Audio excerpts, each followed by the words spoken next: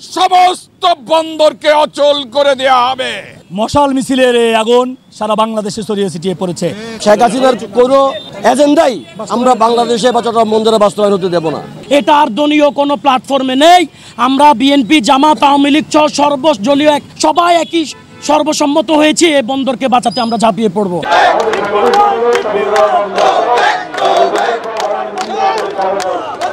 চট্টগ্রাম বন্দর বাংলাদেশের অস্তিত্ব, বাংলাদেশের হৃৎপিণ্ড, বাংলাদেশের নিরাপত্তার প্রতীক।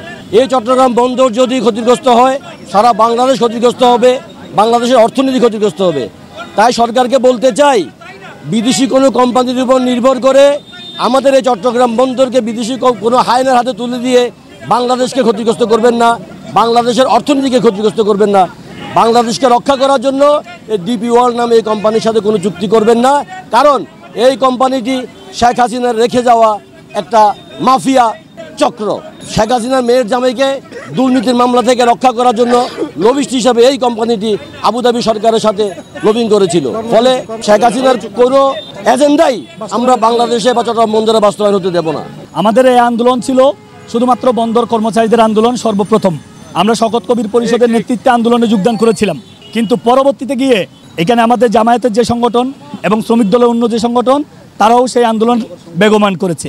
পরবর্তীতে আপনি দেখেন এই আন্দোলন মশাল মিছিলের এই আগুন সারা বাংলাদেশে ছড়িয়ে ছিটিয়ে পড়েছে। বাংলাদেশের সুদীজন, জ্ঞানীগুণ, গুণী ব্যক্তিবর্গ, সুশীল সমাজ, বন্দর বিষয়ে অভিজ্ঞ এবং সত্যিকারের দেশপ্রেমিক যারা, তারা অনুধাবন করতে পেরেছে, বুঝতে পেরেছে বন্দর দেওয়ার নামে দেশ বিরোধীদের ষড়যন্ত্র হচ্ছে, সেটা এখন তাদের কাছে ক্লিয়ার। সকলের একটাই প্রশ্ন, এনসিটি 1530 কোটি টাকা ইনকাম করে দিয়েছে, সেখানে বিদেশিদের নামে ফেনা তোলা ওই বিদেশি সংগঠন ওই সৌদি আরব মাত্র 8 কোটি টাকা ইনকাম করেছে। তাহলে এই শত শত কোটি টাকার এই পার্থক্য কেন হলো? হয় তারা পাচ্ছে না, অথবা এখানে কোনো না কোনোভাবে অন্য কোনো কাহিনী আছে। তারা বেশি ইনকাম করেছে, সেটা কোনো না কোনো মাফিয়া, কোনো না কোনো ষড়যন্ত্রকারীরা যারা এই বন্দরকে বিদেশিদের দিতে চায় তাদের সাথে ভিতরের কোনো আতাত বা চুক্তি আছে, যে এই টাকা তারা ব্যক্তিগতভাবে খায়। নাইলে আমরা যদি দেশীয় শ্রমিকরা, বন্দর কর্মচারীরা 1530 কোটি টাকা ইনকাম করতে পারি, তাহলে বিদেশি তো সবার চেয়ে এক্সপার্ট। আপনারাই বলতেছেন, দেশের জনগণ অনেকেই বলতেছে, সবাই না। তাহলে তারা তো সেখানে 3000 কোটি টাকা ইনকাম করার কথা, তারা 8 কোটি টাকা কেন করলো? বিগত সরকারের আমলে করা চুক্তি সবগুলা যদি অবৈধ হয়, তাহলে মাফিয়া সরকারের এই সালমান এফ রহমানের এই চুক্তি কিভাবে বৈধ হয়? সেটা কেন তারা বাস্তবায়নের জন্য উঠে পড়ে লেগেছে? তাহলে ওই 500 কোটি টাকা কার পকেটে গিয়েছে? সেটা কি উপদেষ্টার পকেটে নাকি অন্য কোনো চক্রের পকেটে? আমরা স্পষ্ট করে ঘোষণা দিতে চাই, আমরা সফলতার দ্বারপ্রান্তে চলে এসেছি।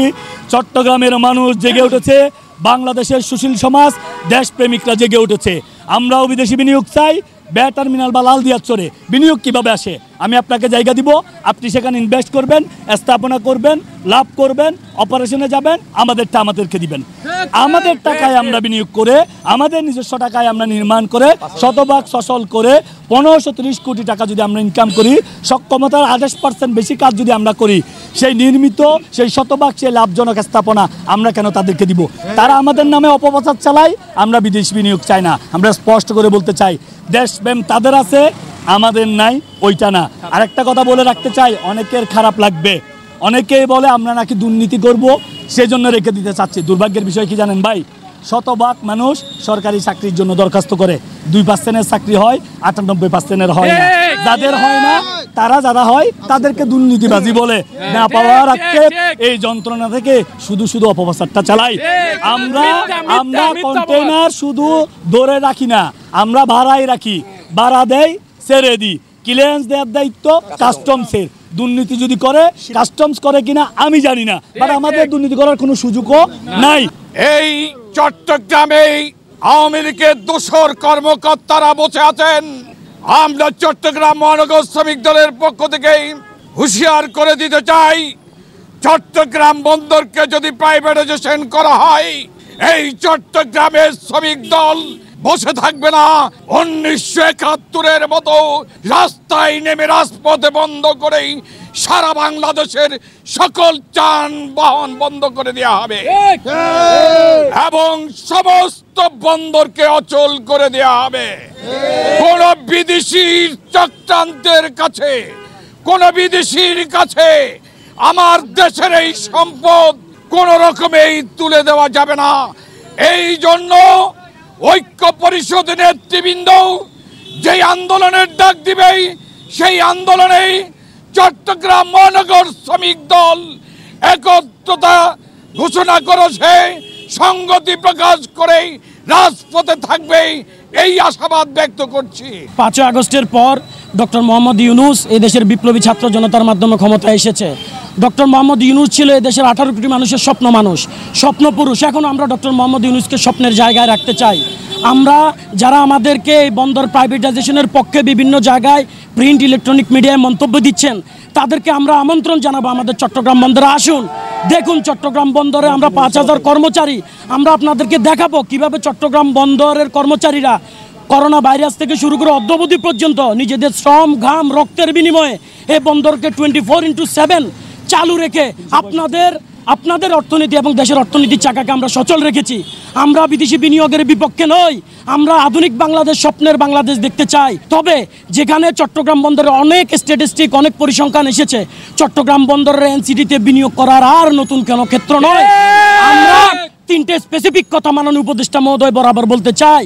আমাদের কর্মচারীদেরকে বিশ্বমানে উন্নীত করতে হলে আমাদেরকে বিশ্বের বিভিন্ন আধুনিক বন্দরগুলো যারা আমাদের থেকে এগিয়ে, অর্থাৎ 58তম চাইতে আগে আছে, আমাদেরকে সেখানে ভ্রমণ এবং প্রশিক্ষণের সুবিধা করে দিন।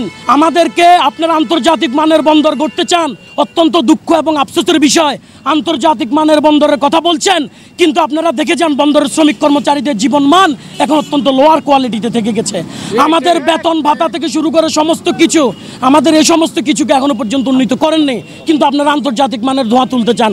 সর্বশেষ একটি কথা বলে দিতে চাই, এসি রুমে বসে কোনো গোল টেবিল এসি রুমের মত বিনিময় সভা করে এনসিটি তথা চট্টগ্রাম বন্দর কর্মচারীদের উপরে প্রাইভেটাইজেশনের একটা সিদ্ধান্ত চাপিয়ে দেবেন। আর আমরা রক্তগ্রাম শ্রমের লাচের খাটিয়া মাথায় নিয়ে যারা বন্দরকে চালু রেখেছি, তারা আপনাদের অহেতুক অযৌক্তিক অকল্পনীয় সেই সিদ্ধান্তকে মেনে নেব, এটা হবে না। এখন আমরা এমন একটা প্ল্যাটফর্মে এসেছি, আপনি আমাদের ভাইকে জিজ্ঞেস করেছেন, এটা আর দলীয় কোনো প্ল্যাটফর্মে নেই। আমরা বিএনপি, জামাত, আওয়ামী লীগ সহ সর্বদলীয় সবাই একই সর্বসম্মত হয়েছে এই বন্দরকে বাঁচাতে আমরা ঝাঁপিয়ে পড়ব। আমরা সরকারকে বলে দিতে চাই, আপনারা যদি আমাদেরকে জোর করে কোনো সিদ্ধান্ত চাপিয়ে দিতে চান, আমাদের সাথে আলোচনা এবং বোঝাপড়া ছাড়া আগামী দিনে আমরা 24/7 3 শিফটের সবাই কর্মবিরতি, কলম বিরতি দিয়ে এই স্থানে এসে আমাদের দাবি আদায়ে বাধ্য হব। আমরা ইউনূসের প্রতি সম্মান প্রদর্শন রাখতে চাই, আমরা কঠোর কোনো কিছুতে চাই না, আমরা সরকারের প্রতি অনুগত থাকতে চাই। আশা করি সরকার আমাদের টিউনিং, আমাদের রক্তের দাবি, প্রাণের দাবি বুঝতে পারবে। অন্যথায় অন্যদের মতো ঝাঁপিয়ে পড়া ছাড়া আমাদের কোনো উপায় থাকবে না আপনাদের কাছে।